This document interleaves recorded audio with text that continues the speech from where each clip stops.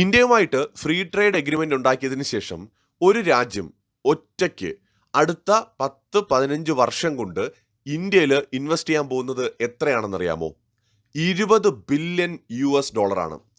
New Zealand എന്ന് പറയുന്ന രാജ്യം അടുത്ത 15 വർഷത്തിനുള്ളിൽ ഇന്ത്യയിൽ ഏകദേശം 1.25 ലക്ഷം കോടിയോളം രൂപ ഇൻവെസ്റ്റ് ചെയ്യാനാണ് പദ്ധതിയിടുന്നത്. അതായത് നേരത്തെ ആപ്പിൾ, മൈക്രോസോഫ്റ്റ്, അതുപോലെ ഗൂഗിൾ തുടങ്ങിയ വമ്പൻ കമ്പനികൾ, ആമസോൺ പോലെയുള്ള കമ്പനികൾ ബില്യൺ കണക്കിന് ഡോളർ ഇന്ത്യയിൽ ഇൻവെസ്റ്റ് ചെയ്യാനുള്ള പദ്ധതിയെക്കുറിച്ച് നമ്മൾ സംസാരിച്ചിരുന്നു. അവർ തന്നെ പ്രഖ്യാപിച്ച പദ്ധതിയായിരുന്നു അത്.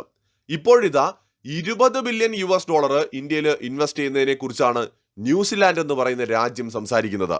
നരേന്ദ്രമോദി എന്ന നമ്മുടെ പ്രധാനമന്ത്രിയുടെ മിടുക്ക് മനസ്സിലാകണമെങ്കിൽ ഇതേ 2025 ചരിത്രപരമായിട്ടുള്ള ഒരു കരാറ് കൂടി ഇന്ത്യ സൈൻ ചെയ്തിട്ടുണ്ടായിരുന്നു. ഫോറിൻ നേഷൻ യൂറോപ്യൻ ബ്ലോക്ക് എന്നറിയപ്പെടുന്ന ഐസ്ലാൻഡ്, ലിച്ചസ്റ്റെയിൻ, നോർവേ, സ്വിറ്റ്സർലാൻഡ്, ഈ 4 രാജ്യങ്ങളോടൊപ്പമായിട്ട് ഇന്ത്യ ഒരു ട്രേഡ് എഗ്രിമെന്റ് സൈൻ ചെയ്തിരുന്നു. ഈ ഒരു ഫ്രീ ട്രേഡ് എഗ്രിമെന്റ് അനുസരിച്ച് 100 ബില്യൺ US ഡോളറിന്റെ ഇൻവെസ്റ്റ്മെന്റ് ആണ് അടുത്ത വർഷങ്ങളിൽ പ്ലാൻ ചെയ്തിരിക്കുന്നത്. ഈ രാജ്യങ്ങൾ അടുത്ത 15 വർഷം കൊണ്ട് ഈ 4 രാജ്യങ്ങൾ ഇന്ത്യയിൽ 100 ബില്യൺ US ഡോളർ ഇൻവെസ്റ്റ് ചെയ്യും. ഇതിലൂടെ 10 ലക്ഷം ഡയറക്റ്റ് ജോബാണ് ഇന്ത്യയിൽ ക്രിയേറ്റ് ചെയ്യപ്പെടുന്നത്. ഇതേ രീതിയിൽ ഇപ്പോൾ ന്യൂസിലാൻഡും ഇന്ത്യയിൽ 20 ബില്യൺ US ഡോളറിന്റെ ഇൻവെസ്റ്റ്മെന്റിനാണ് തയ്യാറെടുക്കുന്നത്. അപ്പോൾ നമ്മളിവിടെ മനസ്സിലാക്കേണ്ട വളരെ പ്രധാനപ്പെട്ട ഒരു കാര്യമുണ്ട്. ഇന്നത്തെ നരേന്ദ്രമോദി ഗവൺമെന്റ് ചെയ്തുകൊണ്ടിരിക്കുന്ന ഓരോ കാര്യങ്ങളും ഉണ്ടല്ലോ, ഇതിന്റെ ഒരു കൃത്യമായിട്ടുള്ള റിസൾട്ട് എന്ന് പറയുന്നത് അടുത്തൊരു 15 വർഷം കൊണ്ട് നമുക്ക് കിട്ടാൻ പോകുന്ന റിസൾട്ടാണ്. ഇവിടെ പലരുടെയും വിചാരം എന്ന് പറയുന്നത് എക്കണോമിക് ഗ്രോത്ത് എന്ന് പറയുന്നത് കണ്ണടച്ച് തുറക്കുമ്പോൾ അങ്ങ് ഉണ്ടാവുന്ന ഒന്നാണെന്നാണ്. അത് തീർത്തും തെറ്റായൊരു ധാരണയാണ്. ഇന്നത്തെ ഏറ്റവും വികസിച്ചുകൊണ്ടിരിക്കുന്ന രാജ്യങ്ങളിൽ ഒന്നായ ചൈനയുടെ സ്റ്റോറി പോലും 1970കളിൽ തുടങ്ങിയതാണ്. ചൈനയിലെ ഈ പുരോഗതിയും വികസനത്തിനും ഒക്കെ തുടക്കമാവുന്നത് 70കളിലാണ്. അത് ഏകദേശം 3 പതിറ്റാണ്ട് 4 പതിറ്റാണ്ട് വൈകിയാണ് നമ്മുടെ രാജ്യത്ത് ആ നിലയ്ക്കുള്ള ഒരു വികസനം. എന്നിട്ടും അത്രയും അഗ്രസീവായിട്ട് തുടങ്ങാൻ നമുക്ക് ഏറെ വൈകേണ്ടി വന്നു. വൈകിയാണ് നമുക്ക് തുടങ്ങിയത്. അപ്പോൾ നമ്മുടെ ഇവിടുത്തെ ഇപ്പോൾ ഇൻഫ്രാസ്ട്രക്ചർ ഡെവലപ്മെന്റ് ആണെങ്കിലും അല്ലെങ്കിൽ എക്കണോമിക് റീഫോംസ് ആണെങ്കിലും വളരെ വൈകി മാത്രം സാധ്യമായതുകൊണ്ട് ചൈന നമ്മളെക്കാൾ ഒരുപാട് മുന്നിലേക്ക് പോയി. അവർക്കൊപ്പം എത്താൻ നമ്മൾ ഒരുപാട് പണിയെടുക്കേണ്ടി വരും.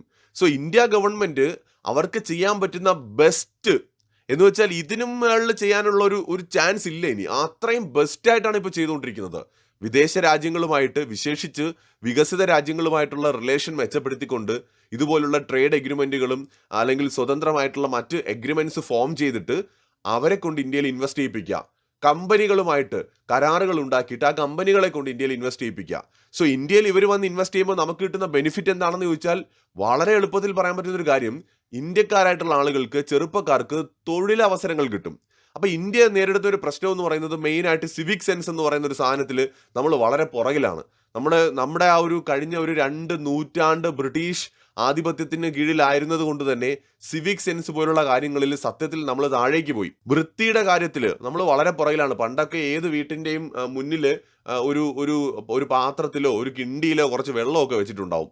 ഒരാൾ പുറത്തുനിന്ന് വന്നാലോ വീട്ടിലുള്ള ആളുകൾ പുറത്തു പോയി വന്നാലോ കാലൊക്കെ കഴുകി വൃത്തിയാക്കി മാത്രമേ വീടിനകത്തേക്ക് കയറുകയുള്ളായിരുന്നു. അങ്ങനെയൊക്കെയുള്ള കീഴ്വഴക്കം ഉണ്ടായിരുന്നു. ഇന്നിപ്പോൾ വൃത്തി എന്നൊക്കെ പറയുന്ന കാര്യത്തിൽ ഇന്ത്യക്കാർ വളരെ പുറകിലാണ്. എല്ലാവരെയും അല്ല, ഒരുപാട് പേര്. അപ്പം നമ്മുടെ ആ ഒരു പൗരൻ എന്നുള്ള നിലയിലുള്ള പൗരബോധം, ജീവിത നിലവാരം, സിവിക് സെൻസ്, ഇതൊക്കെ വളരെ പുറകിലാണ്. അതോടൊപ്പം തന്നെ സ്കിൽഡ് ലേബർ ക്രിയേറ്റ് ചെയ്യുന്ന കാര്യത്തിൽ നമ്മൾ കുറച്ച് പുറകിലാണ്. ഇപ്പോൾ ചൈനയൊക്കെ അവരുടെ യുവാക്കളെ വളരെ കൃത്യമായിട്ടും തൊഴിലവസരങ്ങൾ അവർക്ക് കിട്ടുന്ന വിധത്തിൽ അവരെ ഉപയോഗപ്പെടുത്തി. അവർക്ക് അതിനാവശ്യമായ പരിശീലനങ്ങൾ കൊടുത്തു, സ്കിൽഡ് ആയിട്ടുള്ള ആൾക്കാരാക്കി മാറ്റി. നമ്മളെ ഇവിടുത്തെ യുവാക്കൾക്ക് ഇപ്പോഴും അത്രയും ആ ഒരു സ്കിൽസ് കൊണ്ടുവരുന്നതിന് നമ്മൾ ഇപ്പോഴും സക്സസ് അല്ല ഈ സമയത്ത് പോലും. സോ ഇതിലേക്കൊക്കെ അവരെ കൊണ്ടുവന്ന് നമ്മളൊരു സിവിക് സെൻസ് ഉള്ള രാജ്യമായിട്ട് മാറുകയും ഇവിടെയുള്ള ജനങ്ങളിൽ പൗരബോധവും ഉത്തരവാദിത്വവും റെസ്പോൺസിബിലിറ്റിയും ഒക്കെ വരികയൊക്കെ ചെയ്യുമ്പോഴാണ്, അതിനോടൊപ്പം തന്നെ വികസനം ഉണ്ടാകുമ്പോഴാണ് നമ്മുടെ രാജ്യവും വികസിതമാവുന്നത്. ഇന്നിപ്പോൾ നമ്മൾ ചൈനക്കാരെ നോക്കുമ്പോൾ നമ്മൾ പറയാറുണ്ട് എന്തൊരു അച്ചടക്കമാണ്. അവർ മെട്രോയിൽ പോകുമ്പോൾ ഭയങ്കര അച്ചടക്കത്തോടെ നിൽക്കുന്നു, അവർ വാഹനങ്ങൾ ഓടിക്കുമ്പോൾ ഭയങ്കര മാന്യമായിട്ട് പോകുന്നു. സോ അവരെന്തൊരു നല്ല നല്ല പൗരന്മാരാണെന്ന് നമുക്ക് തോന്നും. നമ്മളെ നോക്കിയിട്ട് ആൾക്കാർ കളിയാക്കുന്നുമുണ്ട്. ഇതൊരു വസ്തുതയാണ്. പക്ഷെ ഇതൊന്നും പെട്ടെന്നൊരു ദിവസം കൊണ്ടുണ്ടാവുന്ന കാര്യമല്ല. ഈ ഡെവലപ്മെന്റ് എന്ന് പറയുന്നത് ഒരുപാട് സമയമെടുത്ത് ജനറേഷൻസ് കൊണ്ടൊക്കെ സാധ്യമാവുന്ന ഒന്നാണ്. ഇപ്പം ഈ 2047 ഇന്ത്യക്ക് സ്വാതന്ത്ര്യം കിട്ടിയിട്ട് 100 വർഷമാകുമ്പോൾ നമ്മൾ ഒരു വികസിത ഭാരതമാകുമെന്ന് പറയുമ്പോൾ അത് ശരിക്കും പറഞ്ഞാൽ ഈ 100 years കൊണ്ട് വികസിത ഭാരതമാവുക എന്ന് പറയുന്നത് ഒരു അതൊരു മഹാ അത്ഭുതമാണ്. കാരണം അത് അസാധ്യമായിട്ടുള്ള ഒരു കാര്യമാണ്. നമ്മളിവിടെ സംസാരിക്കുന്നത് 2-3 കോടി ജനങ്ങളുടെ കാര്യമല്ല. 145 കോടി. അത് 2047 ആവുമ്പോൾ 150 കോടിയിലധികം ജനങ്ങളുള്ള ഒരു രാജ്യത്തെക്കുറിച്ചാണ് നമ്മൾ ഈ സംസാരിക്കുന്നത്. അപ്പോൾ ആ ഒരു രാജ്യത്തെ ഡെവലപ്പാക്കി എടുക്കുക എന്ന് പറയുന്നതിന് അത്രയും വലിയ ചലഞ്ചസ് ഉണ്ട്. അവിടെയാണ് ഇന്ത്യ ഗവൺമെന്റ് പോസിബിൾ ആയിട്ടുള്ള എല്ലാ സ്ട്രാറ്റജീസും യൂസ് ചെയ്യുന്നത്. ഇപ്പൊ ന്യൂസിലാൻഡ് നമുക്കറിയാവുന്ന പോലെ ഇംഗ്ലീഷ് ഭാഷ സംസാരിക്കുന്ന ഒരു രാജ്യമാണ്. ഫൈവ് ഐസിന്റെ ഒക്കെ ഭാഗമാണ് ന്യൂസിലാൻഡ്, ഓസ്ട്രേലിയ, കാനഡ, US ഇങ്ങനെയൊക്കെയുള്ള രാജ്യങ്ങൾ എന്ന് പറയുന്നത് ഒരു ഗ്രൂപ്പാണ്. മാത്രമല്ല ഇവരുടെ പൂർവികരാണ് ഇന്ത്യയിൽ വന്ന് കോളനികളും മറ്റുമൊക്കെ ഉണ്ടാക്കിയത്.